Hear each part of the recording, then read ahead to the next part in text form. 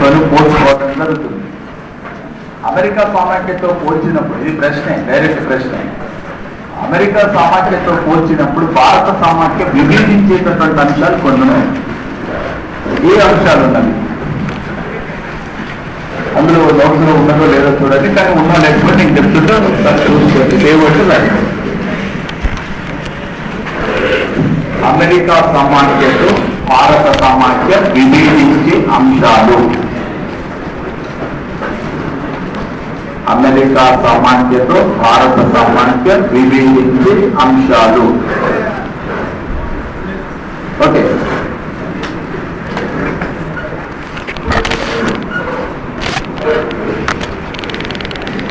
ఒకటి ఏమో ఉన్నాయా? ఉన్నాయా?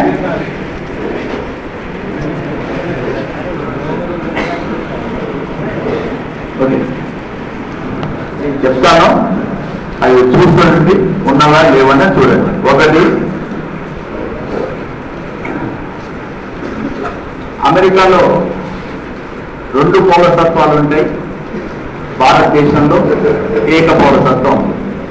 ఒకటి. 2, అమెరికాలో 2 రాజ్యాంగాలు ఉన్నాయి, భారతదేశంలో ఒకే రాజ్యాంగం. 2. 3, ఇట్లాంటి ఉన్న దాని ఏనట్టమ్మా లేదా మన ముక్క చెప్పండి, లేదంటే రాయండి. అదే నేను అందుకోసం, నేను చదువుతున్న స్లోగా చదివి దానికోసం. మామూలుగా పాట చెప్పేటట్లయితే నేను డైరెక్ట్ చెప్పుకుంటూ వెళ్ళిపోయేవాడిని కదా. అమెరికాలో 2 రాజ్యాంగాలు ఉండగా భారతదేశంలో ఒకే రాజ్యాంగం కలదు.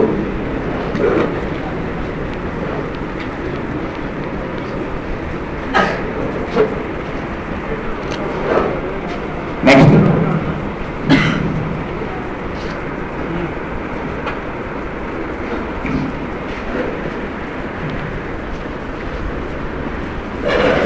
అమెరికా ఎగువ సభ అయిన సెనేట్ లో ఉండొచ్చు, అన్ని రాష్ట్రాలకు సమాన ప్రాతినిధ్యం ఉండగా భారత రాజ్యసభలో రాష్ట్రాలకు వేరువేరుగా కానీ లేదా అసమానమైన ప్రాతినిధ్యం కలదు. ఓకే, అలాగే అమెరికాలో అవశిష్ట అధికారాలు రాష్ట్రాలకు కేటాయించినారు, భారతదేశంలో అవశిష్ట అధికారాలు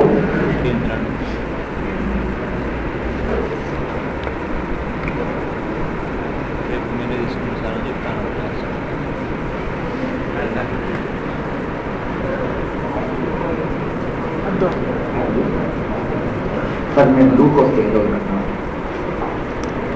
ఏమవుతున్నారు?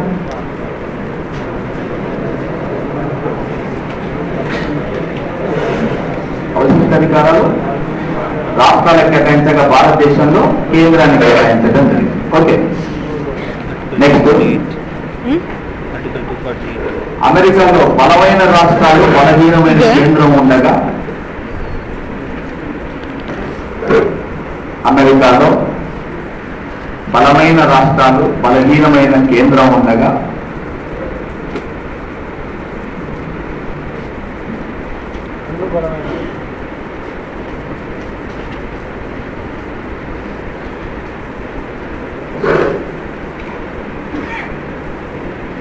భారతదేశంలో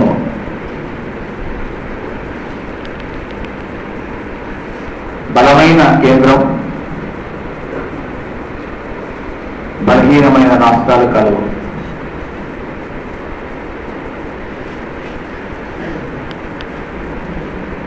నెక్స్ట్, అమెరికాలో వికేంద్రీకృతమైన న్యాయ వ్యవస్థ ఉండగా భారతదేశంలో ఏకీకృతమైన న్యాయ వ్యవస్థ కలదు. అమెరికాలో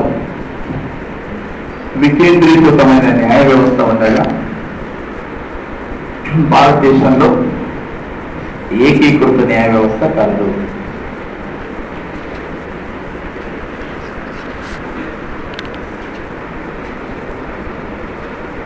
సో తేడా ఏంటిది?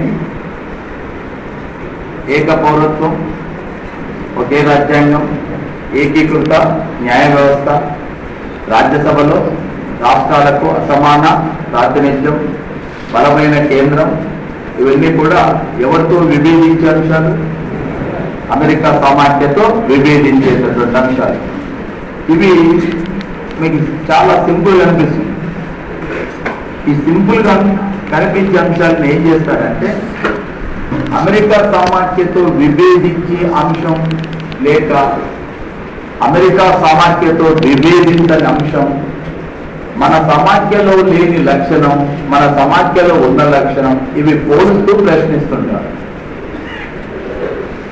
పోలుస్తూ ప్రశ్నించేటప్పుడు స్వతంత్ర ప్రతిపత్తి గల న్యాయ వ్యవస్థ, దృఢ రాజ్యాంగం, అధికారాల పంపిణీ, కేంద్ర శాసనసభలో రాష్ట్రాలకు ప్రాతినిధ్యం,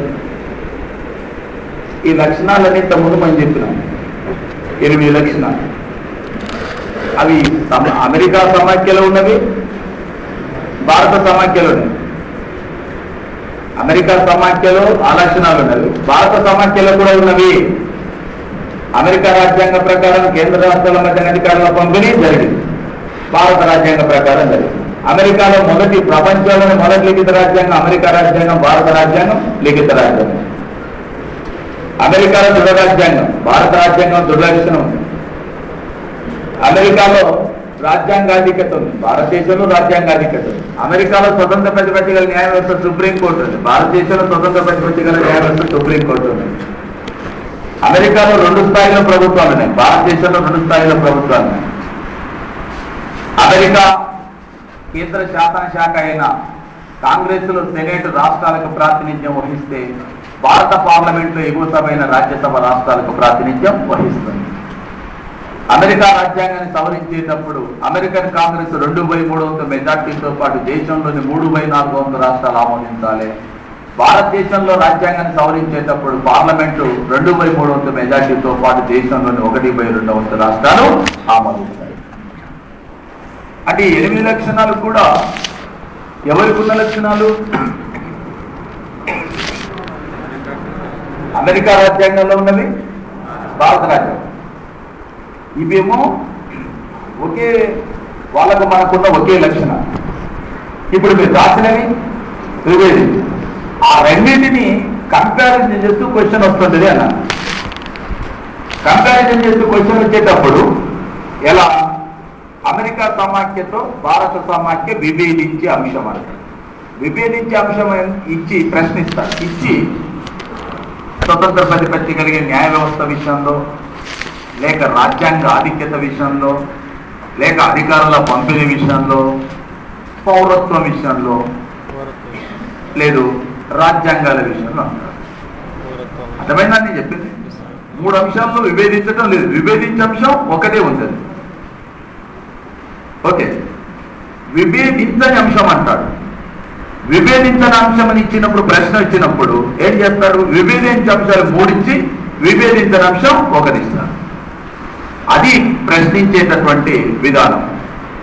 అంటే నీకు భారత రాజ్యాంగంలో ఉన్న సమాఖ్య లక్షణాలు తెలిసి ఉండాలి, అమెరికా సమాఖ్యతో విభేదించే అంశాలు తెలిసి ఉన్నప్పుడే ఆ విధమైన ఆ రకమైన క్వశ్చన్ వస్తుంది. నేను మీకు ఇంకొక అంశం చెప్పలేదు.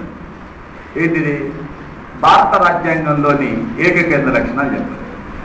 అది చెప్తే దాని మీద ఇంకో రకమైన ప్రశ్న వస్తుంది. ఏమని? సమాఖ్య లక్షణాలు 3 ఇచ్చేసి ఈ క్రింది వాటిలో ఏకకేంద్ర లక్షణాన్ని తెలిపే అంశం ఏది? భారతదేశ ఏకకేంద్ర లక్షణం, భారత రాజ్యాంగ ఏకకేంద్ర లక్షణాన్ని తెలిపే అంశం లేదు. అంటే 3 సమాఖ్య లక్షణాలు ఇచ్చి ఒక ఏకకేంద్ర లక్షణం ఇచ్చి ఇది ఏది అని అడుగుతాడు. లేదు, ఇందులో సమాఖ్య లక్షణం ఏదంటాడు.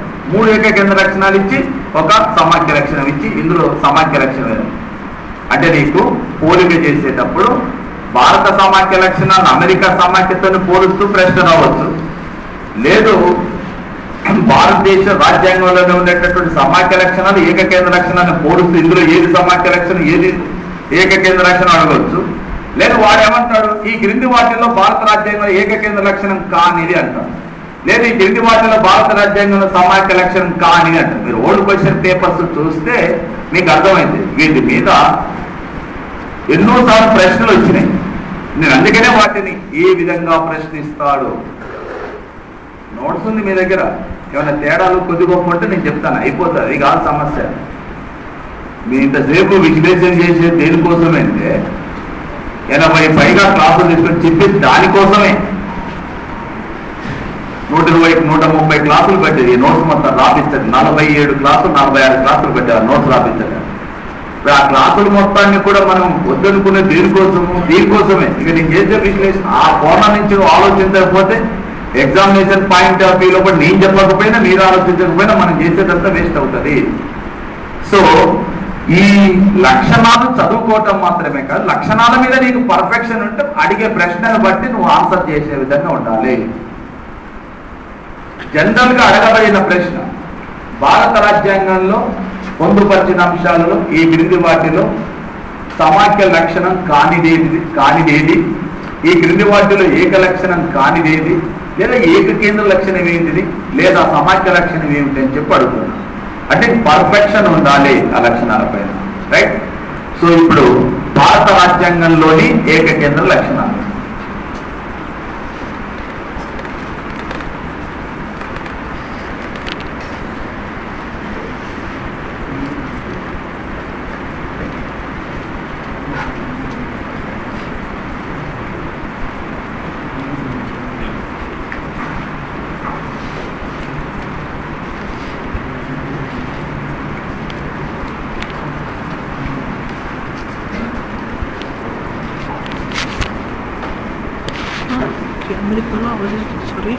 అమెరికాలో వికేంద్రీకృతమైన న్యాయ వ్యవస్థ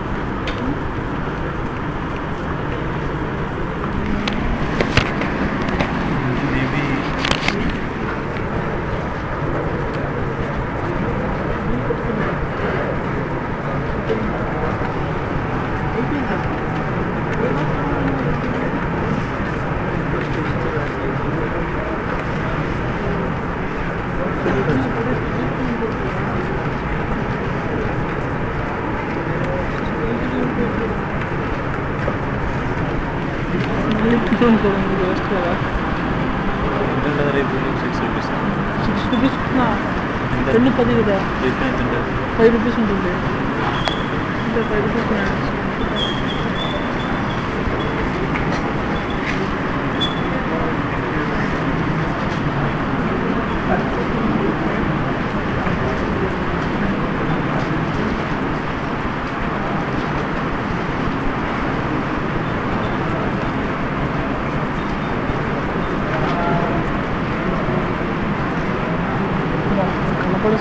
గవర్నర్ వ్యవస్థ.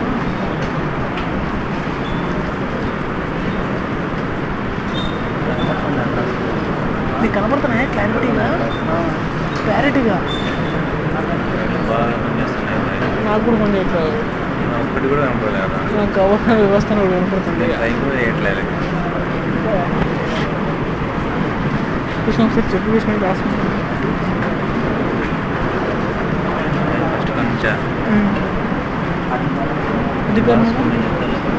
అధికారుల కేంద్రీకరణ. ఓకే. పక్కన బ్రాకెట్లు బలమైన కేంద్రం. సెకండ్ గవర్నర్ వ్యవస్థ. వాడు అత్యవసర అధికారాలు. గవర్నర్ వ్యవస్థ. తర్వాత ఏకపౌరసత్వం. ఒకే రాజ్యాంగం. ఏకపౌరత్వం. నెక్స్ట్ ఒకే రాజ్యాంగం. తర్వాత ఏకీకృత న్యాయ వ్యవస్థ. ఒక రాజ్యాంగ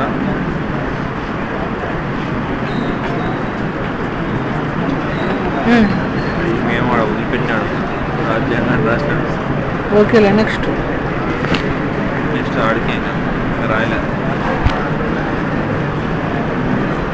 రాజ్యసభ రాష్ట్రాలకు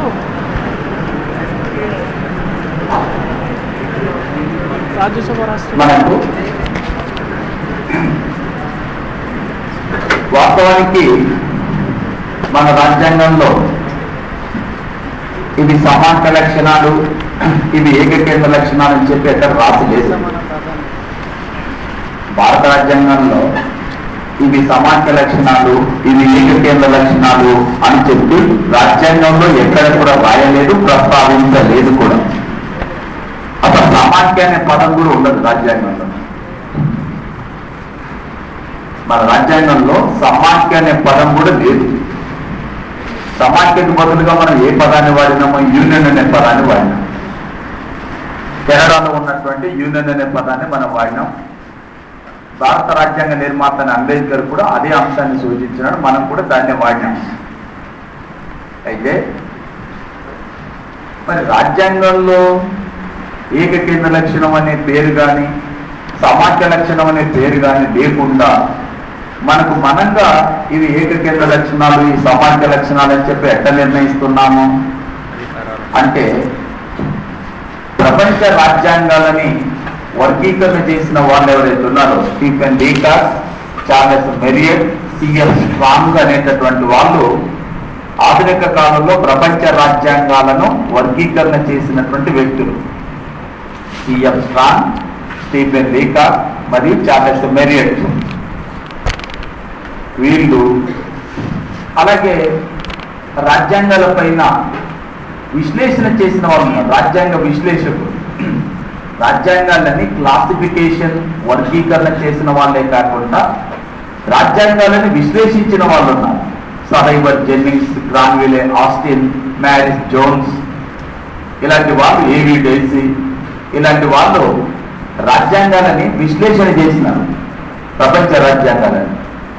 ఆ విశ్లేషణ చేసినటువంటి వాళ్ళు కానీ, రాజ్యాంగాల వర్గీకరణ చేసిన వాళ్ళు కానీ సమాఖ్య లక్షణం అంటే ఏమిటి, ఏకకేంద్ర లక్షణం అంటే ఏమిటి అనేది వాళ్ళ నిర్వచనాల్లో తెలియజేసినారు.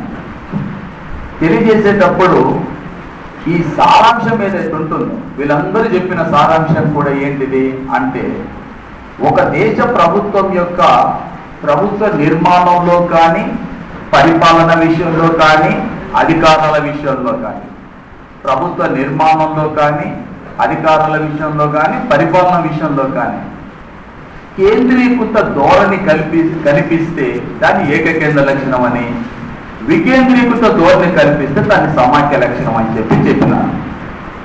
అలాంటి విశ్లేషణ ఆధారం చేసుకొని మన రాజ్యాంగంలో ఉన్న సమాఖ్య లక్షణాలు, మన రాజ్యాంగంలో ఉన్న ఏకకేంద్ర లక్షణాలు అని చెప్పి మనం వర్గీకరణ చేసి చెప్తాం తప్ప ఒరిజినల్ రాజ్యాంగంలో ఇది ఏకకేంద్ర లక్షణం, ఇది సమాఖ్య లక్షణం అని ఎక్కడ ఉండదు. సో ఇప్పుడు ఇక్కడ మనం కొన్ని రాసేటప్పుడు మీరు ఫస్ట్ నేను సమాఖ్య లక్షణం చెప్పినా, ఏకకేంద్ర లక్షణం చెప్పినా నీకు ఇరుసు లాంటి సూత్రం ఒకటే. అందుకని ఫస్ట్ చాలాసేపు దాని మీద ఒక చిన్న పదం మీద ఎక్కువ వివరించింది కూడా దానికోసమే. నీకు అది బేస్, ఫౌండేషన్, ఇరుసు లాంటి సూత్రం అది. నీకు ఆ కాన్సెప్ట్ ఒక్కటి అర్థమైతే మిగతా అర్థం కాదు, సులభం అని చెప్పింది కూడా దానికోసమే. ఇంతకుముందు మిమ్మల్ని ప్రతి అంశంలో కూడా సమాఖ్య ప్రభుత్వం ముఖ్య లక్షణం ఏంటని ప్రశ్నించిన. ఎందుకంటే ప్రతి సందర్భంలో కూడా నువ్వు ఏ లక్షణం చెప్పినా కూడా దాంతోనే ముడిపడి ఉంటుంది. మీ ఇష్టం వచ్చిన లక్షణం చెప్పండి, దాంతోనే ముడిపడి ఉంటుంది. నువ్వు 2 స్థాయిలో ప్రభుత్వాలు అంటావు. 2 స్థాయిలో ఎందుకు ప్రభుత్వాలు ఉంటాయి? రాజ్యాంగం అధికారాలను పంపిణీ చేసింది కాబట్టి కేంద్ర జాబితాలో పేర్కొన్న అంశాలను పరిపాలించడానికి కేంద్ర ప్రభుత్వం, రాష్ట్ర జాబితాలో పేర్కొన్న అంశాలను పరిపాలించడానికి రాష్ట్ర ప్రభుత్వం 2 ఉంటాయి. మరి స్వతంత్ర ప్రతిపత్తి న్యాయ వ్యవస్థ ఎందుకు ఉంటుంది? కేంద్రానికి రాష్ట్రాలకు, రాష్ట్రాలకు మధ్యన సమస్యలు వస్తే ఎందుకు సమస్యలు వస్తాయంటే ఎవరు అధికార పరిధిని వాళ్ళకి కేటాయించిన తర్వాత ఎప్పుడో ఒకప్పుడు ఎవరో ఒకరు అతిక్రమిస్తేనే సమస్య వస్తుంది. ఆ సమస్యలతో పరిష్కరించాలంటే ఖచ్చితంగా ఏం కావాలి? స్వతంత్ర ప్రతిపత్తి. రాజ్యాంగ సవరణలో రాష్ట్రాల పాత్ర. రాజ్యాంగ సవరణలో రాష్ట్రాలు ఎందుకు పాత్ర ఉండాలి అంటే సమాఖ్య ప్రభుత్వ ముఖ్య లక్షణం అధికారాల పంపిణీ కేంద్ర రాష్ట్రాల మధ్యన చేసినాం. ఒకవేళ పరిపాలనలో కానీ అధికారాల్లో మార్పు రావాలి, ఎక్కడ మార్పు రావాలి? రాజ్యాంగం. మరి రాజ్యాంగాన్ని సవరించేటట్టు అధికారం పూర్తిగా కేంద్రానికి ఇస్తే కేంద్రం ఏం చేయవచ్చు? తనకు అనుకూలంగా మలుచుకోవచ్చు. కొన్ని రాష్ట్రాలకు ఇచ్చేస్తే రాష్ట్రాలు కూడా అలాగే మలుచుకునే అవకాశం ఉంటుంది. కాబట్టి ఎవరెవరు ఒప్పుకోవాలి? కేంద్రం ఒప్పుకోవాలి, రాష్ట్రాలు ఒప్పుకోవాలి. మళ్ళీ అది దేంతో ముడిపడి ఉంటుంది? అధికారుల పంపిణీతోనే ముడిపడి ఉంటుంది. మళ్ళీ అదే చెప్పాలి, సమాఖ్య ప్రభుత్వం ముఖ్య లక్ష్యం అధికారుల పంపిణీ.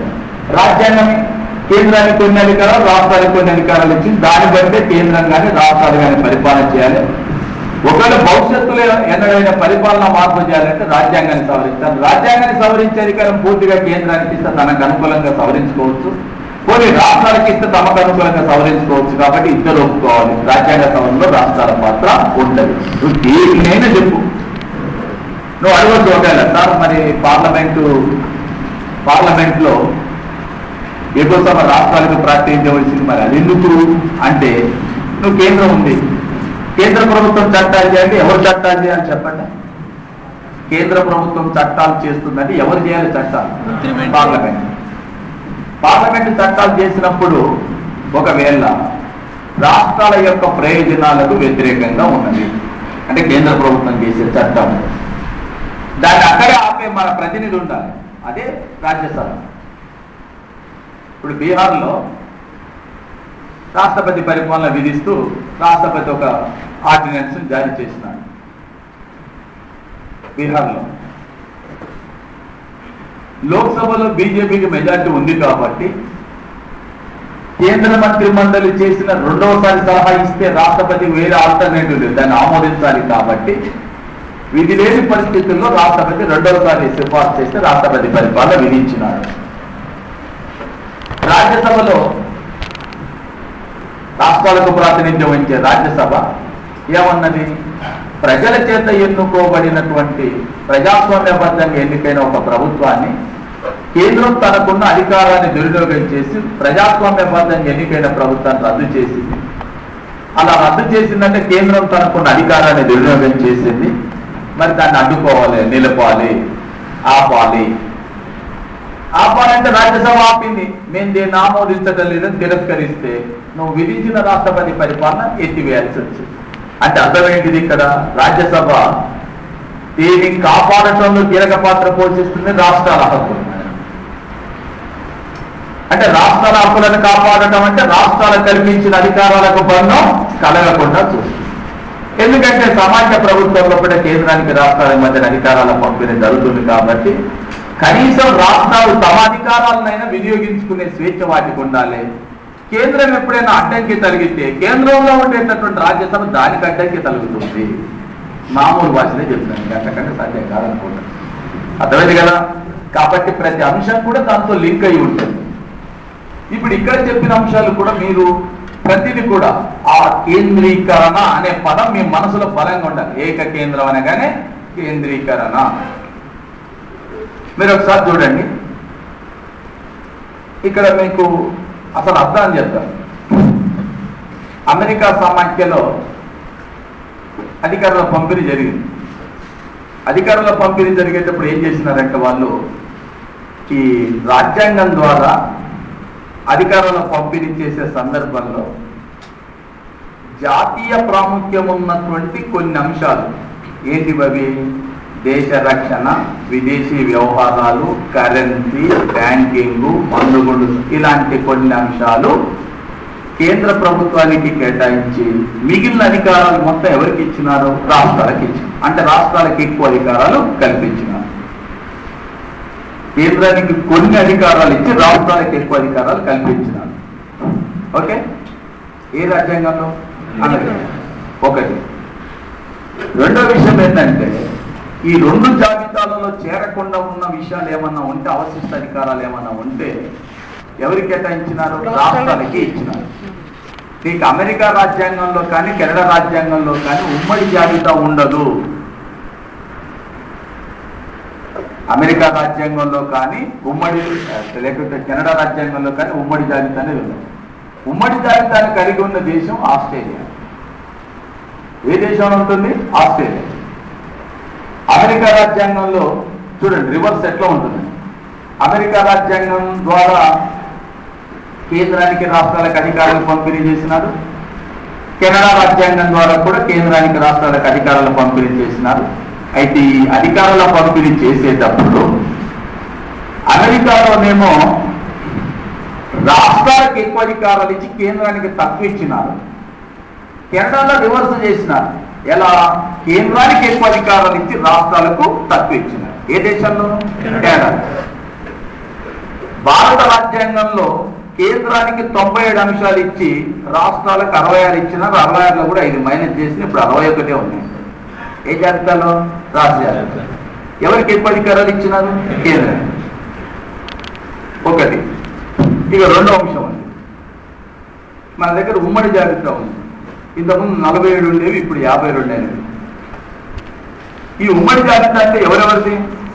కేంద్రాన్ని. ఇద్దరికి శాసనం చేసే అధికారం అంటే ఇద్దరు కూడా పరిపాలన చేయవచ్చు. మీకు డౌట్ రావాల్సింది ఏంటంటే మరి కరెక్ట్ చేస్తారు, ఇద్దరికి అధికారం ఉంది, విద్య అనేది ఇక్కడ ఉంది కదా. ఒకే అంశం పైన కేంద్రం ఒక రకమైన శాసనం, రాష్ట్రం మరొక రకమైన శాసనం చేస్తే అప్పుడు పరిస్థితి ఏమిటి?